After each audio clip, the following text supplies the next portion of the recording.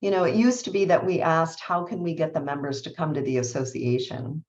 And I think one of the key questions we need to be asking now is, how can we take the association to the members? And technology is one of the ways that we do it. Talk early and talk often.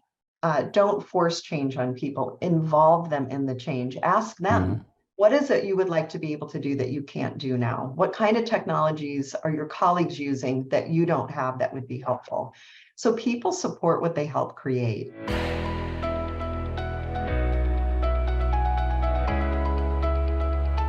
Hi, everyone. Welcome to the Grype podcast. In this podcast, you'll learn how to grow member-based organizations. I'm your host, Farhad Khan. I am the CEO of Grype Digital. We build membership websites for professional associations. Our app, Member Lounge, is one of the quickest ways to build an engaging member portal for your membership. Member Lounge can take your member marketing on autopilot so that member engagement just happens without you having to work too hard for it.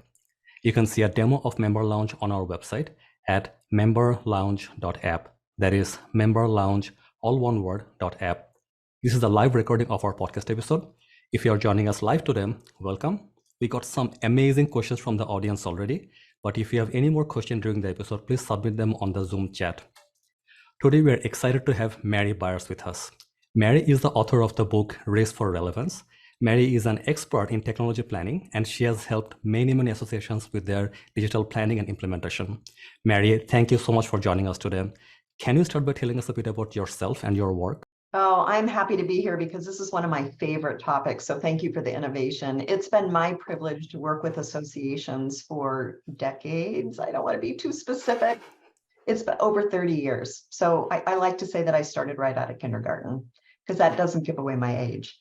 But the most important piece of my work really is questioning and challenging associations, not only about who they are and how they're serving their members today, but how they are going to serve their members in the future. And one of the most important things, I think, is the question about technology and what role it's going to play for an association. And I know we're going to dig deep into it, but the main reason I'm so passionate about this is that your technology presence on the internet is how people find you, and it is the first impression they have of you, and it is critically important because first impressions are hard to change. So what are some common challenges like today with technology? Keeping up with it, number one, is I would say just because there's so many things happening and they're happening all at once. And the second thing, I think, is adequately resourcing it. And when I talk about resourcing it, I'm not just talking about financial resources, but I'm talking about expertise and I'm talking about training. So it's one thing to have new technology in your association, but if your staffers aren't using it, and if it is not user-friendly and your members aren't using it, then what's the point? So we not only have to think about how we are going to embrace it and deploy it, but how we're going to resource it today and going forward. Yeah, and I guess technology can be overwhelming because a lot of the team members at associations don't actually know how to use it well. Like they'll probably just scratch the surface and not go deep enough or not use it in a meaningful way. So I think the right use of the right technology, both matters. Absolutely. And I actually years ago had a boss who came into my office. I had just taken a new position with the organization. I was overwhelmed. I could barely keep up. And we had a new technology put in. And that meant on top of everything else and all the other stress, I had to learn how to use something new. And I was barely keeping up as it is. He came into my office on a Monday. He asked why I wasn't embracing the new technology. And I just told him, I'm overwhelmed, I'm busy, and I'm behind. And he smiled at me sweetly. And he said, if you don't know how to use it by this Friday, you're fired. That was a great impetus for me to learn how to use it. And what I realized is intuitive technology could actually help me do my job better. It could help me do my job faster. And so when I took the time to learn how to do it, I was actually in a better position overall. And all these years later, though it was so stressful, I'm grateful that he put me under pressure like that, because I've seen how a little bit of time on the front end can actually help save time and make you more effective on the back end. And that's a a lesson that I've never forgotten. Now, if we were to approach this in in a way that is like more palatable for everyone, say for the management team, for the employees, and then like we never have to like tell another employee that if you don't learn it by 1 week, you're fired, right? How should we approach the planning properly? In addition to knowing how you're going to bring the technology on and transition to new technology, whether it's adding on or completely changing it, you have to have a training plan, and it has to be phased in. One of the smartest things to do is to have a multi-year plan and to slowly bring new technology on, make sure people are up to speed on it, provide adequate training, give them the time they need to learn how to use it. But don't do too much all at one time, because the day-to-day work of the association has to go on, even as staff members are trying to learn how to use new technology. But you said something earlier that I think is really important, and that was the whole idea of automating. So if technology can help make my job easier, I think we have to sell that to the staff as well too, and let them know that some of these changes aren't to be overwhelming or difficult, but actually to make their job easier and help them succeed and be more successful in their role. Now, if we take a step back and like start from looking at the technology planning overall, by the board, like when we are planning our budget, how would you approach that? Like, where would you start? Like, what piece of technology do we need, and what can we afford, and overall, like in the big picture? Yeah, I would start with the customer experience and look at what your members or your customers are experiencing. How intuitive is your website? How easy is it to find things? Can I register online? How quickly do I get a response if I have a snafu? So look at the customer experience and ask yourself, what is it that you would like to be able to do that you currently can't do? And then plan for that. I had another piece of advice shared years ago by a realtor friend, actually, who said, rather than waiting until it's time to sell your house and doing all the upgrades and upkeeps you need, look around every year and ask yourself, if we were to sell the house tomorrow, what would we need to do? Pick one thing and then do it. And she said, the reason for that is you will be able to take advantage of and enjoy the upgrades and changes that you're making. And then you won't have to scurry at the last minute and do everything all at once when it's time to sell. And I think that's a good analogy for associations. Take a look at what you would like to be able to do or what you need to be able to do each year, make a list, and then prioritize it. And that is also where you can get your phased in approach. Maybe you need to stabilize your technology before you even think about adding. I've had clients whose websites would go down for days at a time. Their priority needed to be stabilization and getting things where they needed to be before they even thought about what's next.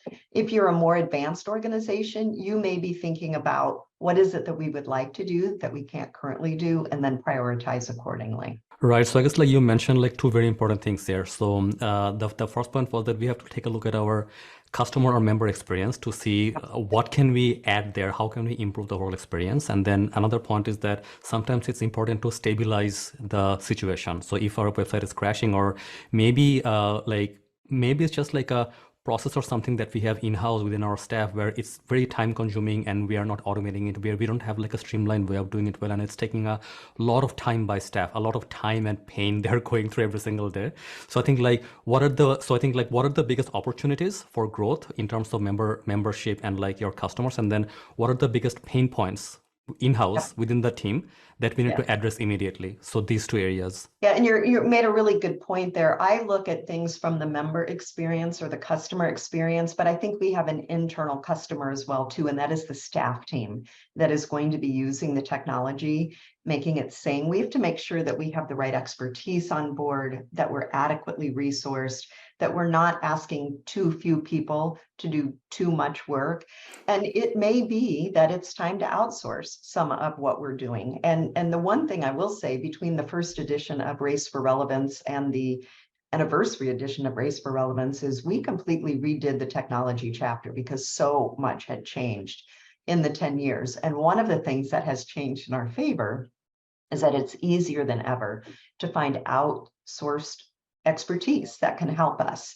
You can bring on a chief technology officer now on a contractual basis and not even necessarily have to have somebody embedded with your organization. That may or may not be the right answer for your organization, but we have options now that we didn't have a decade ago. And I guess we are given so many options nowadays. There is an app for everything. There is something for everything. It can easily be very time consuming, and then the costs can go up very, very quickly. How would you prioritize so if we look at our organization right now, how would you prioritize the rollout of new technology, or just the investigation? If there is somebody who can be dedicated full-time to technology, that's the best case scenario from my standpoint.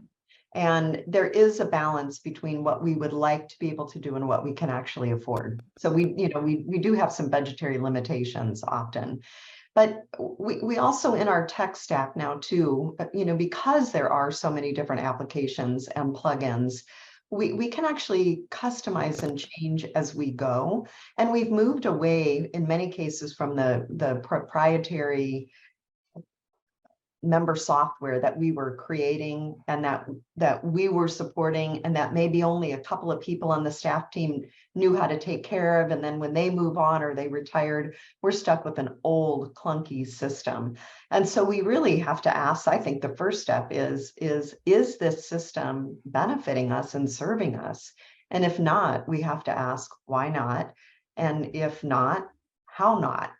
And then take it from there. So really kind of take a step back and ask what we have working in our favor now, what's not working in our favor, and then have a planned approach for bridging the gap between the two. I was talking to another a CEO of a technology company, and then he mentioned that right now we're kind of moving into an ecosystem era of technology, as opposed to just using one piece of big software that does everything. It's more about making sure that we have a good technology stack. Like you mentioned, the technology stack. So what we mean by technology stack is a set of different sets of technology working on top of on top of one another. So as a result, it's called a technology stack. So we need to make sure we have a good stack, a good set of different tools that can work together well. And each association's need, quite honestly, are going to be a little bit different. If you are a smaller organization with a smaller budget and a smaller staff, what you're going to be looking at is very different than what a large global organization with 63,000 members is looking at. So I think we really have to look at it from a very individual situation. A lot of times, smaller organization CEOs will tell me, we can't afford it, we don't have the staffing. And I would actually argue that you might need it more than another organization that has more staff members and more people working at the association, because you have fewer resources. And it becomes a question of where should we deploy our resources to serve members in the best way.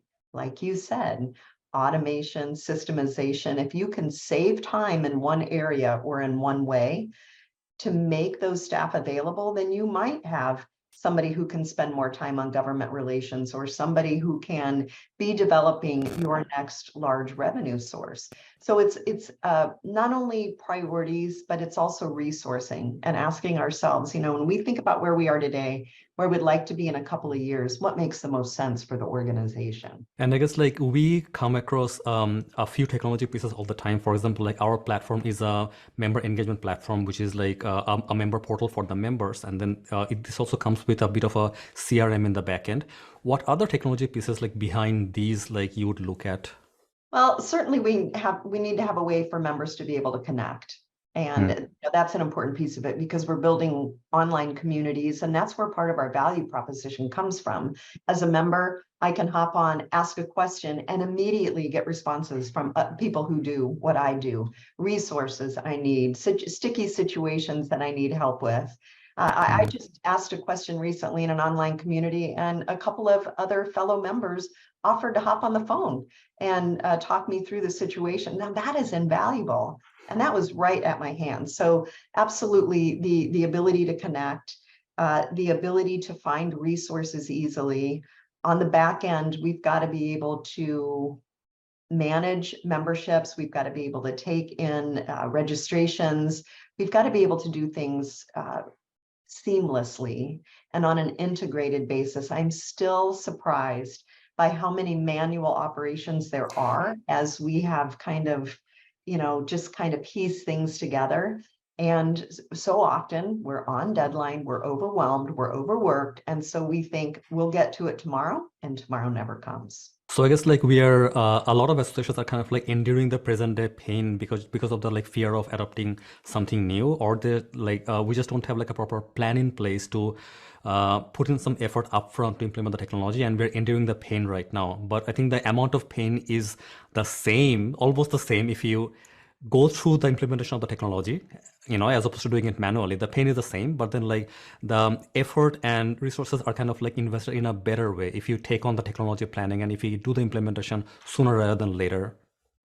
Well, I think the longer we wait, sometimes the bigger the pain gets, because the more behind we get. And so if we just know that we're going to have to always endure some discomfort and some challenge as we are keeping up with technology changes, and let that be part of the normal and the expected, then I think we're going to be in a better place. I mentioned earlier, I think a phased in approach, if you can afford to do that, so that you are always adding something or changing something or taking something away, or even maybe just thinking about the future. So some of the associations that I work with, they know what they're going to be doing this year, what their plans are for next year, and what their plans are for year 3. What I like about that is it's a long-term view. And I also like that they are not waiting to go to the board and ask for a huge amount of money to do a huge technology upgrade. They are saying technology is so important. We're going to budget for it every year. We're going to do something every year.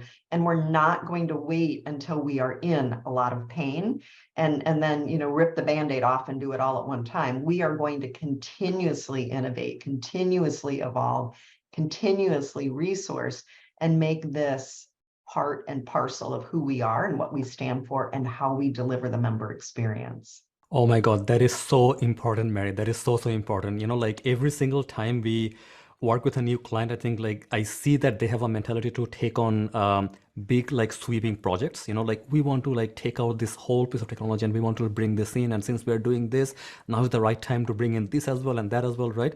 But I think like that is not the best approach because it can be overwhelming very, very quickly. Plus the budget as well, right? It's a lot of like money we're talking about. But if you do it like every year, like budget like a small amount every year, right? Is that what you're saying? Budget for that? Yes, so let me just give you some stats here. The American Society of Association Executives has an operating ratio report. And when Race for Relevance first came out, the average association was spending on technology, excluding staff. So as a percentage of its total revenue was a measly 1.6%. 1.6. This increased, but not by much, to 2.71%. as reported in the 2016 edition. So these stats are still lagging. But if you look at for-profit, so if we're spending 2.71, and that excludes staff, the IT spending ratios for financial services is between 4 and 11%, for retail between 1 and 3%, between healthcare 3 to 6%. So if we just said, we want to at least be closer to what for-profit companies are spending, that I think is a way that we could start talking percentages. So I think every association CEO needs to know what its technology spend is. And then there's some other stats here from the operating ratio report that I think are interesting too. Associations spend on volunteers, governance, boards, and committee 4.3% of their total revenue. So we're spending more on our governance than we are on our technology. Meals provided at events, 7.24%. Travel expenses, 3.43%. So we're saying that all of that is more important than the technology. But if you think about what you can harness and what you can embrace and what you can deploy to really create a strong future for the organization, I'd say it's not meals. It's not the cheesecake that you're serving at the annual conference. It is the search capability. It's the intuitive ability. It's the speed with which your website loads, with which I can order things, with which, your services are delivered to me. I think the time has long come and gone where we need to really identify what's important. And the technology piece of this, it's everything from my standpoint.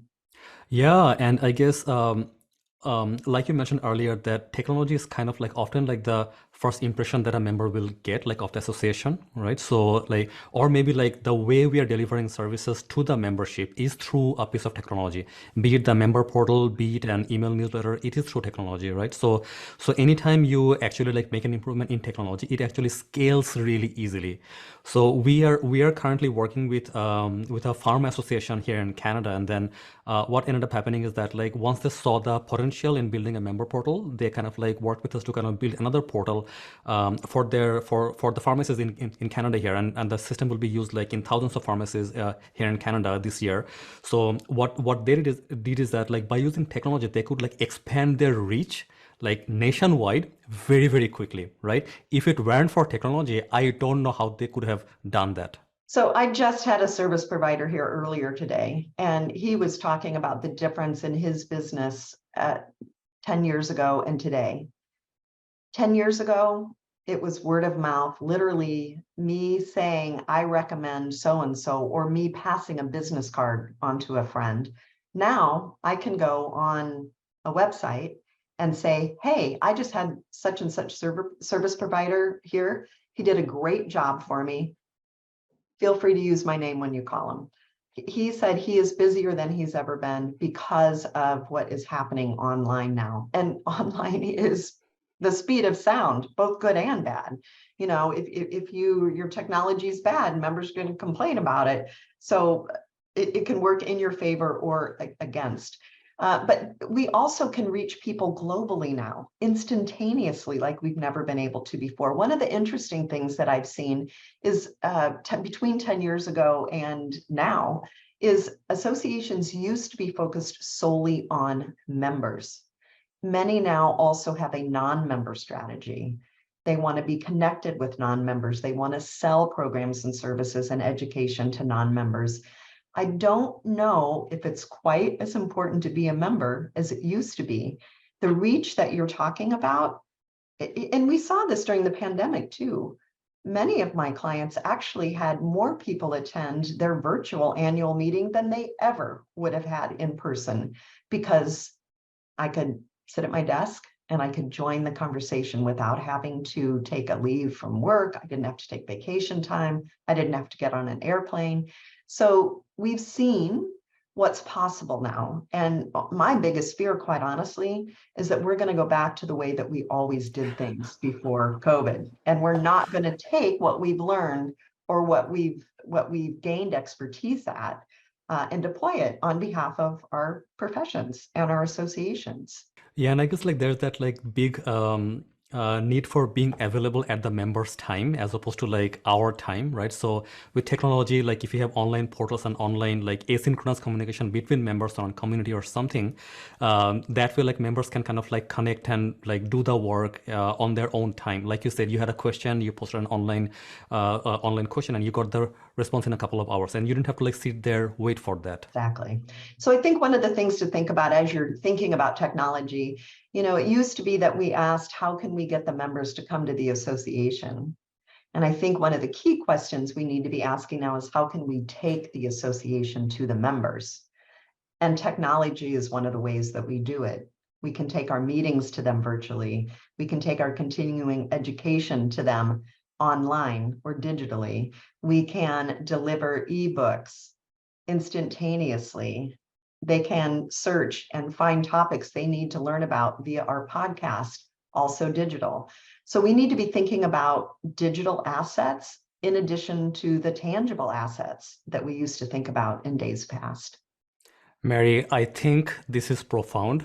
I'm going to make this the highlight of this episode. So the whole idea here is that like not to kind of like get members to come to the association, but how can we take the association to the members on their own time where they're at? Absolutely. One of my clients actually says, we want to meet the members where they are, providing what they need when they want it. And it really is up for the member to decide what it is they want from you. Some want to come to your meetings. Some want to serve in leadership. Some only want access to the information they need when they want it. And now we can do that. We can deliver it 24/7 with a quick search, with a connection, with a white paper, with our frequently asked questions. There's so many ways that we can do that. And I think we have to broaden our idea about what a member is and how we can best serve them, and whether or not somebody even needs to be a member to be able to benefit, or for us to provide support for them. Yeah, and there is, if we can kind of like reach out to some of the prospects like who are not members right now, if we can serve them somehow, that also like opens up like huge pool of potential members in the future who you can market to, right? Absolutely. So one of the organizations that I'm familiar with actually lets anybody be a member for free. You just give them your email, because they know that once they have your email, then they can market to you, and then they can find out what kinds of materials that you like. What do you download? What do you buy? What do you engage with? And as they learn about your habits and preferences, they can deliver more seamlessly to you. And what they're really worried about is influence. They're not worried about market share necessarily. They're worried about influence and having numbers. Now, once you've joined, they do have a tiered membership, so that if you choose to engage on a very low level, you can pay low level dues. If you want to engage on a higher level, you can kind of choose, they call it choosing your adventure. So you can decide at what level you want to engage with. And there are always going to be people who just want to do pay as you go, but that doesn't make them any less valuable to the association. And again, if you think about influencing your field or your profession and having a positive impact there and coming from that place, that is a lot different from the how can we get everybody to be a member, because the reality is you never are. What you want is a connection. Right. Okay. I'll take a question from Bruce Rosenthal. Hi, Bruce. You just posted this question. This is so important. So associations are facing a lot of competition for the attention of members and sponsors in general. And oftentimes they're competing with other for-profit companies for attention. So how can we be more innovative and relevant and compete with them? Well, Bruce does a great job teaching associations how to have stronger partnerships and sponsorships. And one of the things he does is he starts with a conversation.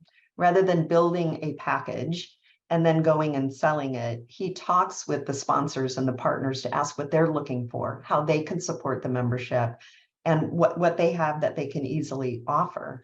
And then they come alongside in partnership. And I think that model is critically important. So Bruce, I'm happy for the question. I'm happy to give you a plug too for the work that you do as well. But I think we really have to start with questions. And those questions need to be different than they were in days past. And I can just come up with a lot of questions quickly off the top of my head. What are for-profit companies doing that we aren't? What can we learn from them? How do they approach things? How do they approach things differently than we do? How might we adapt that process and that procedure? So I think we have to look at it not only from the nonprofit or not for profit mindset, but also asking what we can learn from the for-profit arena and what we can adapt that can help us. And I guess like a big change in mindset is that for-profit corporations, whenever they're implementing a piece of technology, they look at the return on investment, first and foremost. They see that like, oh, you know what, if I put in this piece of technology right now, then like, what are the capabilities we are gaining as a result of that? And what is the return on investment? Like we are kind of in the process of like acquiring another company, like a smaller company like right now. And then it's a huge cost, but we are seeing that like, if we have that capability, if we kind of like build it into our portfolio, how much more we have to gain. So when we look at the gain of the technology, the cost, is insignificant. So I think like that change in mindset, that technology is not a cost center alone. It can actually be a revenue driver as well. Yes, and there's two important things on that. And one is we always think of technology in terms of expense, but there are cases of associations that are harnessing technology to actually provide a revenue stream back to the association. So the technology is more than paying for itself. and the technology is building revenue for the organization. So that's a piece of it.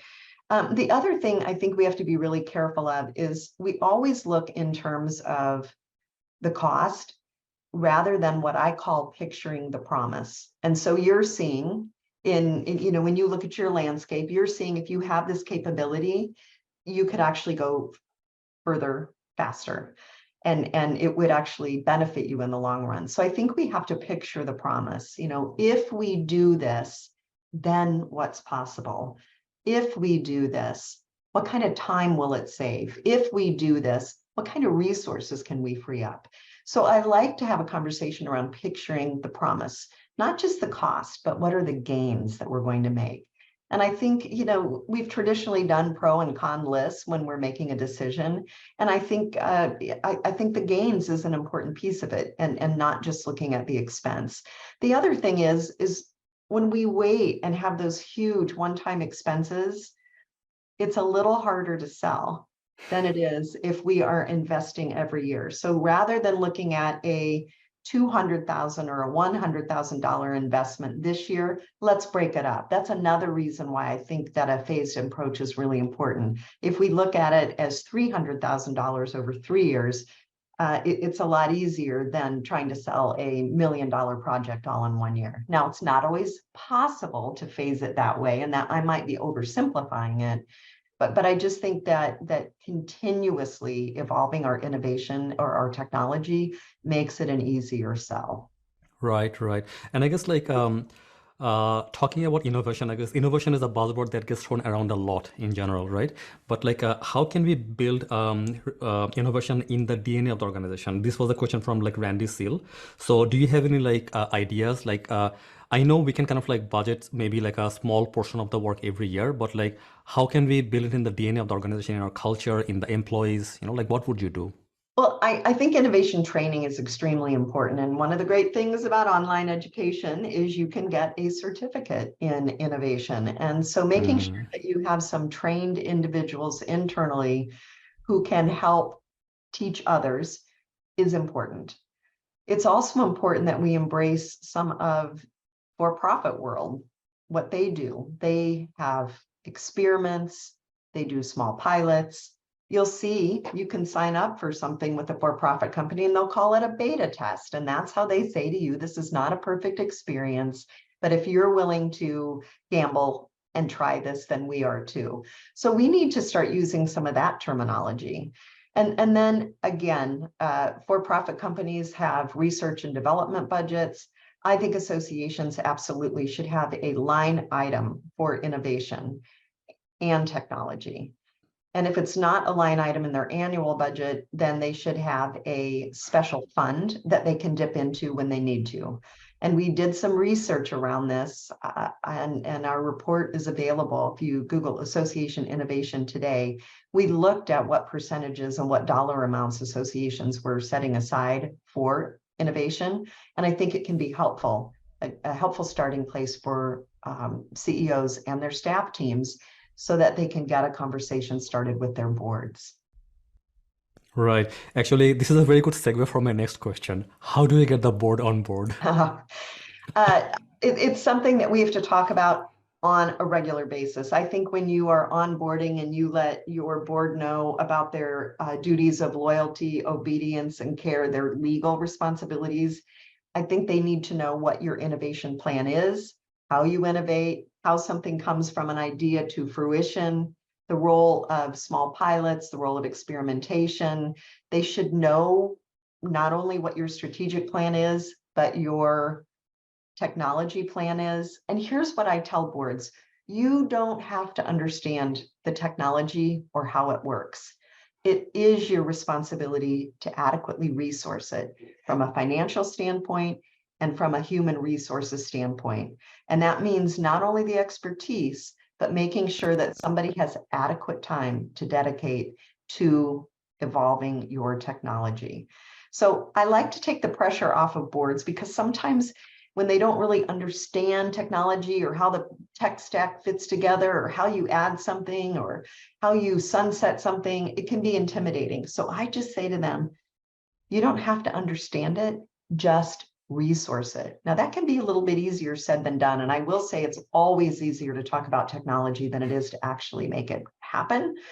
But if we're not talking about it, then we're certainly not getting anywhere, and we're certainly not going to get the board on board. Right. And I guess like you mentioned something that is very powerful as well, that we need to make sure we have in-house experts who can train others. So I guess like if we have like a champion within the staff who can kind of like maybe spearhead the pilots, they can like take on like small trials, experimentations, and then once that succeeds, then like that person can roll it out to the like broader staff member. And then I think the same thing goes with the board as well. If we have like one or two key board members who are more tech savvy, so I think like we shouldn't have to like take it all on ourselves. We can lean on the expertise of the key board members and the key champions in the team who actually are more tech savvy. And that's one of the other big changes we saw between the first and anniversary edition of Race for Relevance. We are being much more intentional and deliberate about who we pick to be on our boards and what we're recruiting for. And an example is, if you need to go through a huge technology upgrade, bring somebody from the field on your board who knows about technology, so that individual then can talk colleague to colleague about why this is important, how it should be resourced. And so we need not only the soft skills of board leadership, but it may be that there are some specific skills that we need to recruit too. I've seen associations that have needed to have a new financial strategy, and they find somebody in the field that has a track record and can actually bring the conversation to the table, start the conversation and get it going, keep it going.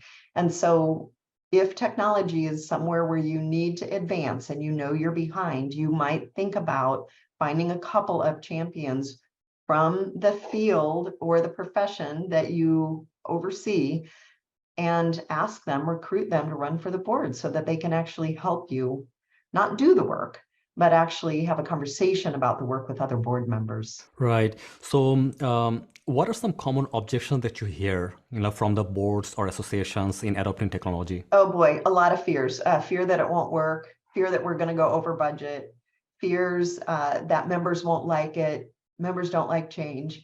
And here's what I tell boards. It's not that people don't like change.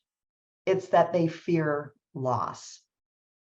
So anytime we can identify what the loss is, we'll be ahead in terms of the change management. Is it that they fear the convenience of using your technology? They fear changes and it's going to be hard, and will I have to go in and change my profile, and how will I be able to pay my member dues the same way I always have, and will my continuing education credits get lost? So I think we have to think about what those fears are, because those the fears lead to the loss, and the loss actually leads to the fears. So it goes both ways. So I think that it's not going to work, that it's going to be inconvenient, that it's going to be too difficult to make the change, and that it's going to cost too much money. I think those are the biggest obstacles. But guess what? Every association is facing those, and millions of associations have figured out how to overcome that. So this isn't just about technology, it's also about change management. And John Cotter has a great change management process. And anybody who's listening who is worried about how they're going to encourage the board or staff to make changes should look that up, because there's really powerful information, great articles about that. Another powerful question from Bruce, and I'll take it. So he's saying there are some objections from associations saying that like our members are probably older, and as a result they don't use technology as much.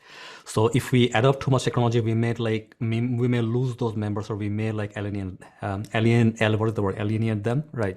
So how can we approach that?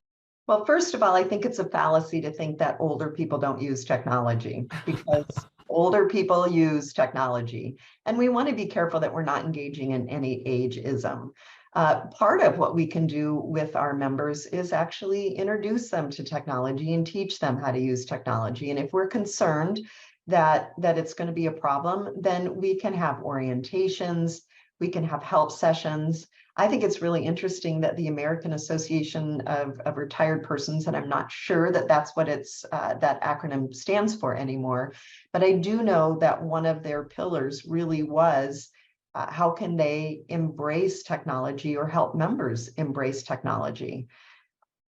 Partly for aging in place, for quality of life as they age. So I think it's a fallacy, but I also think that if there are concerns and they are legitimate concerns, then there are help sessions that we can do, orientations that we can do, plenty of education that we can do before the technology changes take place. And the reality is that it's not necessarily going to be an either or. Either we're going to be in person or we're going to be online. Either we're going to have a printed publication or it's going to be digital. In many cases, we add to, we keep the printed publication and then we supplement it with, a digital newsletter, or we reduce the number of printed publications we do each year, and then we supplement that with e-magazines or e-zines. And so usually it's not an either or, it's a both and. Yeah, I think that's a very good way that if you have a printed publication right now, we don't have to like stop doing it altogether, but we can lower the cost by printing less of it and maybe like slowly phasing it out as opposed to doing it all at once. I'm a member of the National Speakers Association, and I've been a member for decades. And a great example is when I started, we had a magazine, but we also had cassette tapes. And when I would drive anywhere, I would pop that cassette tape into the car. That cassette tape eventually became a CD. That CD eventually became a podcast. And the magazine, as they did fewer and fewer editions, then eventually became digital, printed and digital. And now the printed publication is going away, and they're using their e-zines and their podcast is the way that they communicate with members. So I think that's a great example of the evolution of communication that has been aided by technology. And that's a great question to ask too. What other evolutions can we adapt or adopt on behalf of our membership? Right. And I guess like sometimes what will happen is that as we are transitioning from one technology to another, there will be like this transition phase. And then like when there's a transition, we have to kind of like build mini bridges in between, I guess, like to help some members adapt. So one example that comes to mind is that like in general, so say everything is like gone online right now and you're sending more emails, and some like older members don't even use email every single day. So then in that case, can you like time that like email with a SMS that they will actually get like on their like phone, and then they'll tap on the SMS to like see the e-zine in general? Can we build mini bridges like that? I think like these bridges are often like inexpensive and they're like very easy to do. It's just a matter of thinking this through and building the bridges for the adoption. Yeah, I think that's a great, bridges is a great way to think about it. There is sometimes a cost ratio, cost benefit ratio that we have to be apprised of and we have to be thinking about. But the reality is that sometimes those bridges just need to be temporary.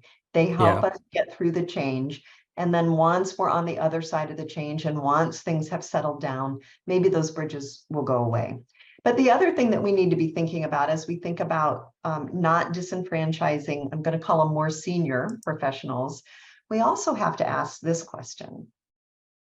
How are we keeping new professionals or early careerists from joining our association because they are digital natives? They are used to doing everything on their phone. And how are we keeping them from wanting to be a part of what they see? Because we're not state of the art, we're state of yesterday. So there's two sides to that technology piece. We don't want to disenfranchise our current members, but we also have to be savvy enough and make a good first impression so that we will want new professionals, new careers to join us. That's actually a very good point, because in the surveys that we see, and I think the Marketing General has like an annual benchmarking report like every year, and then like I think year over year, past couple of years, one key challenge that associations had faced is that how do we connect with younger audience? How do we connect with them? Like, because they actually like look at the world in a very different way. So I think as opposed to not being able to serve your current members, like how do we connect with younger members is a much bigger question. It is a bigger question, and that's another topic that we've been trying to solve for the last 10, 15, 20 years. We've talked about it, but we're not doing a very good job at it. I think we need to rethink our models. I think the tiered memberships that organizations are going to are helpful. Some are moving from an annual membership to a subscription model so that it echoes what you see with Disney Plus or Netflix, and that's I'm paying as I go, much more palatable on a monthly basis than it is on an annual basis. So how we even bring people in, and I think that's where the question of influence, do we just want to have a connection with them to influence them, or do they actually have to become a member? We want to think about the member journey. Not everybody is going to be involved at a really high level, but can we get them to engage with us just a couple of times a year? That is enough to be sticky and to create loyalty. So I think we have to even think about what we mean by engagement and really dig down, because I think what engagement looked like in the 1960s is totally different in the year 2023. Yeah, I think you touch on something very important here, Mary. So in our workshops, we have this model where we say that like if your least engaged member is getting value that is bigger than the membership fee, you have nailed it. So I think I think that's the key thing here, that like not all members will actually be equally engaged, but even if the least engaged member gets value more than the fee, then that's it. You have nailed it. Absolutely. And members are asking that, especially, and this is one of the downsides, I think, of an annual membership fee. When I get that big check or, that big invoice, I ask, have I gotten $462 worth of value for my membership? That's a pretty high hurdle. But if I have gotten some value every single month and I'm paying a smaller fee, then the question becomes, well, did I get $40 worth of value this month? Well, I shared with you that I had a question, hopped onto the online community, and the two people that were willing to talk to me actually saved me well over my membership fee. So when it comes time to renew at the end of this year, it's absolutely, there's going to be no question that I'm going to renew. Wonderful, wonderful. We have another great question from Neil Cutler. Neil is asking how to adjust to AI to maximize the potential while minimizing the risks. So AI is a big topic nowadays. Who is it? And I'm the first to admit that I am still trying to figure out what the impact is going to be on associations. I think there are ways that we can harness it to enhance member value, but I think we also have to be very methodical and deliberate in how we do that. I think we are still a little bit in the wait and see. At the same time, I don't want us to get so far behind our for-profit competitors, companies that are providing services to members. I don't want us to get behind, but I want us to have clarity regarding how it can help. And there's all sorts of questions around content, who owns the intellectual property that's developed. So some of those questions are a little muddier, and I am not an attorney. I'm not an AI specialist. And actually, I would love to turn that question back over to you, because I'd be curious on how you would answer that question.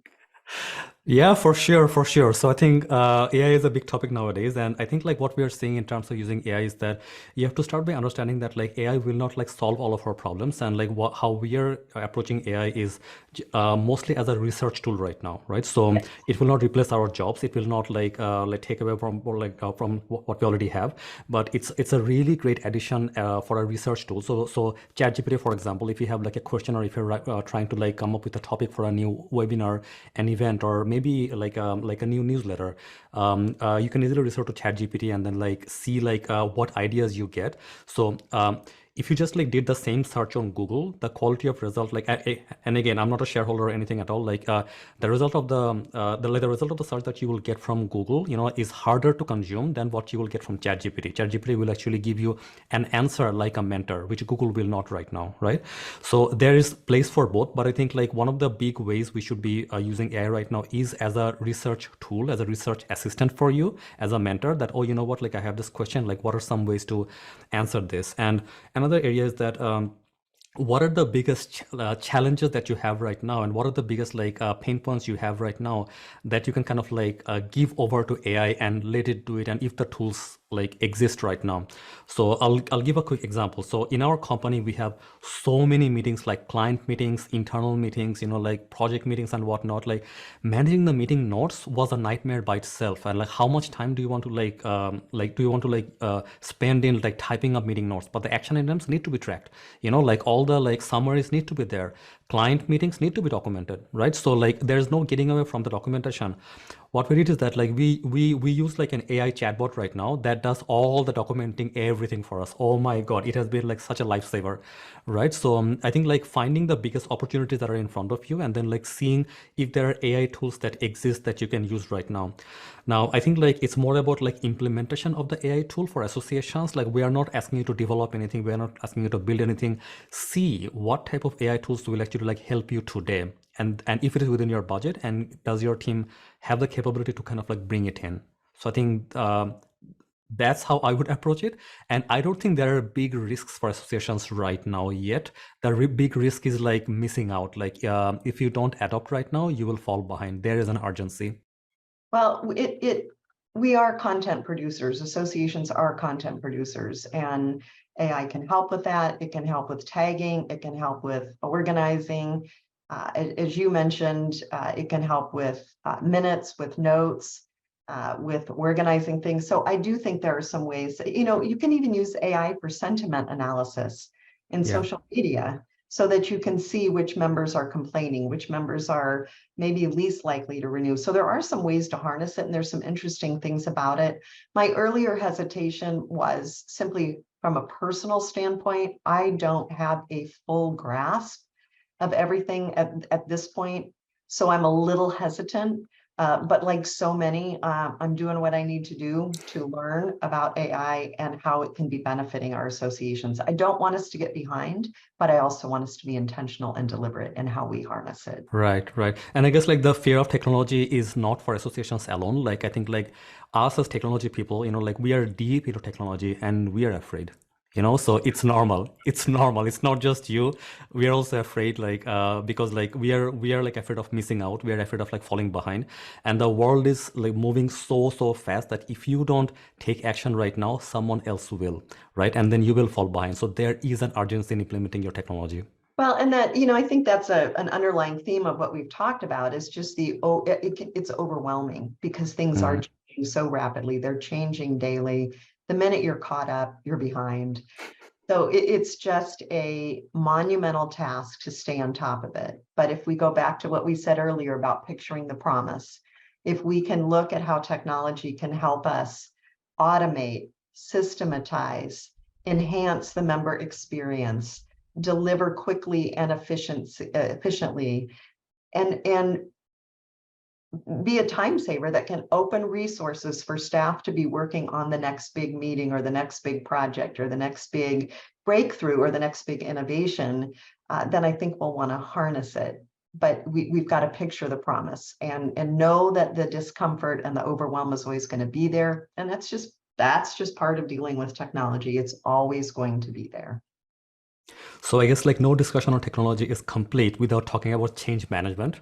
So Mary, do you have any quick advice on managing the change within the organization?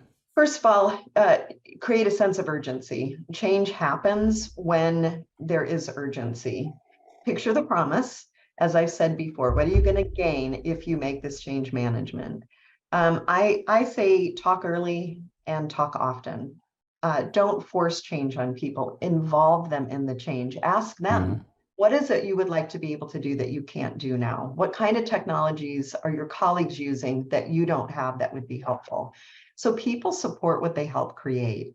So I think having conversation on the front end and then keeping the conversation going as you do the deployment, and then also making sure that you're listening. If a technology change initiative is not going well, it may be that you need to pause.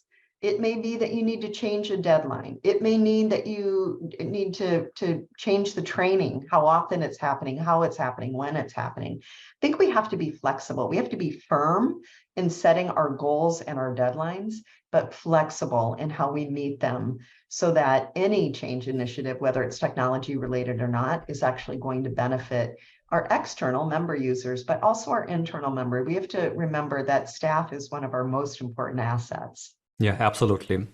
Now, we have a great question from Donna Herridge, and I think we briefly touched on that earlier as well. So Donna is asking, wondering about balancing new technology with existing delivery programs. How can we make the transition and how can we make it more efficient? Sometimes we're going to have to do both. We're going to have to do it the old way and the new way at the same time, and we're just going to have to recognize that. I like to use what I call the 10% pledge. And that is asking staff members to pledge to change up 10% of what they're doing, 10% of the publications, 10% of communications, 10% of the technology, 10% of meeting agendas, so that we are always changing something. And that becomes part of our habits, because habits are things we do without thinking. So I think one way to do it is just to make the change management, whether it's technology related or not, part and parcel of everything that you do. And then I'm just going to go back to picturing the promise. You can't say it enough. Focus on what the benefits, when everything is said and done, this is going to be easier. This is going to be more efficient. This manual thing that you've been doing is going to go away, whatever the case may be. I think we have to walk the talk, but then we have to talk the talk too. And repetition is extremely important, both with our members and our staff as we are doing any kind of change initiative. Yeah, and repetition is so important for sure. Like once we say something to someone, we cannot assume that the person has absorbed it completely and it's part of their daily practice, right? So we have to like keep telling them until the habit is built. Absolutely. Absolutely. And succinct, memorable bullet points, because we all are consuming so much information every day. The big long memos might be fine at the beginning, but you've got to be able to have just a short couple of bullet points at the end that you can repeat. And they kind of become a hanger then that you can kind of hang a project on with just a quick bullet point. Right. Checklists. Yes. All right. I like that. And yeah, so another great question from David Kemper. So David is asking, like, what are some effective methods you have found to assess the user experience with your technology? Boy, one is to go try to join your association and see where there are obstacles, see how easy it is. Two is to constantly pay attention when you are online. We all use Amazon as an example of a company that does this well. So notice, what's Amazon doing well? What works for you? How is it organized? How can you adapt those things? And then I would also make a list of the experiences that you hate, that you don't want to replicate, because I think those can be instructive as well too. So I really think I would say Jim Cathcart is a fellow speaker, and he says to know more, K-N-O-W, notice more. So to know more, notice more. And I think that's really important from the user experience. Try to join your association, see how hard or easy it is. Look at what other organizations are doing well and try to emulate them, and make note of the horrible experiences that you've had from a customer service experience and make sure you avoid them at all costs. I'll take the last question for today, and it's from Larissa Valechko. Larissa is asking how to plan maintenance of the acquired technology. That's a perfect question for you. So I guess in general, exactly what we actually heard right now is that every year we have to plan some maintenance work. So you have to keep in mind that whenever you are implementing a technology needs some upkeep, needs some maintenance. So if we have acquired something, we cannot assume that it will just work by itself. So a good analogy that we give to our clients often is that when you hire a new team member, a team member needs to be trained. It's like a person, right? A new piece of technology is almost like a person as well. It's not a person, I will not say it, but oftentimes technology will kind of give you a lot of scale, but you have to put in some effort in maintenance as well, right? So if you kind of set aside the budget every year, a small amount of budget to do some maintenance, some cleanup, some upkeep, then it becomes more palatable. And one thing that we often find is that if you acquire a piece of technology, that technology is changing as well, and then your member habits will change as your members are using consuming your material more and more. As they're using your tech, member habits will change. So as you see the habits change, you will see emerging trends in your membership. When you see the trends in front of you, you need to capitalize on that, right? So then if you see there's a trend happening and you're not adopting your technology platform to capitalize on the trend, then we're missing out. So I think this is one key piece, noticing the change, what is happening. If you want to know more, you need to notice more. So notice the change, notice the trends, and then make sure that you are maintaining your technology in the same way as well. I think that's a really important point, that you not only have to plan for something new that might be coming, but you have to plan for the maintenance and the upkeep. Technology doesn't just keep working magically. I wish it did. I know you wish it did. Yeah. But things change, interfaces change, services come and go, plugins change, and we have to be able to adapt with that. So it's not only the planning piece of it, it is the maintenance piece of it, and it's also the adaptability piece of it. Right. Okay. With that, I think we are towards the end of the episode. What will be your key takeaway for the audience? If I had 3 key takeaways, number 1, I would say look around and ask yourself, what is it that we can't do that we would like to be able to do? And then prioritize from there. The second key takeaway would be, don't just spend the money on the technology, make sure you spend money and time on training also, because there's nothing so useless as amazing technology that nobody knows how to use. And then I think the third thing I would say to people is listen to members. Our members are a great source of market research. I like to ask members, what keeps you up at night? What are you worried about? What are you most concerned about? And then as you listen to that, you will see some themes emerge, and then ask the question, is there something that we can do digitally or from a technology standpoint that will help our member with this? I mean, look at the for-profit innovations that hit real estate when Zillow came along, or law when Rocket Lawyer came along. Those companies were listening to the market and they were responding. And I think associations have missed some opportunities because of that. So we can mimic for-profit corporations. And, a lot of times people think, well, you don't want to lose your not-for-profit status. Well, you don't necessarily have to lose your nonprofit status. There's for-profit subsidiaries, and there's nothing wrong with paying tax because you've had a good idea or you've helped your members. Wonderful. So Mary, how can people reach out to you if they have any more questions? I'm happy to answer emails. You can find me at mbyers@marybyers.com. I also mentioned the Association Innovation Study. So if you go to marybyers.com, there is a tab at the top that says Association Innovation. You can find the research paper there. And I will say this, I don't understand technology 100%. I'm the first to admit that, but I do understand the power of technology and how we reach our members and how we serve them. And I think that's the most important takeaway for everybody is, are we harnessing technology to reach people that do what we do around the world and bring them together? Because that's really what associations are, bringing people together. I love your website domain, by the way. Appreciate it. Thank you so much. Alrighty. Okay. So Mary, thank you so much for joining us today. Really appreciate it. It's been my pleasure. And I love what you guys are doing at Member Lounge. Any way that we can automate, make it easy, bring people together, from my standpoint, that's a good use of technology. Wonderful. Alrighty. So that was the episode with Mary Byers. We had so many gold nuggets in there. I'm pretty sure you learned quite a bit from this episode. If you were to ask me what is my biggest takeaway and key takeaway, I would say that this was the highlight that we always talk about bringing members to the association, but I think the trend is changing. Now we have to take the association to the member on their own time, wherever they are at.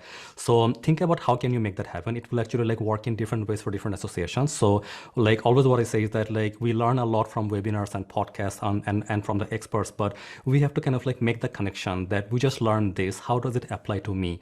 And then like what will be my approach to implementing this like to my association?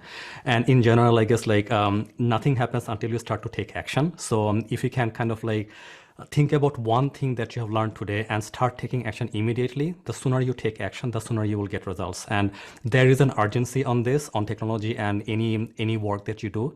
If you see there's an opportunity for growth, if there is a potential for something to be done better, every single day you are not improving it, every single day you're not doing it, you're falling out, you're missing out, and you are letting your members down. So keep improving, keep growing. I wish you all the best with your association membership journey. We'll see you on the next episode. Bye for now.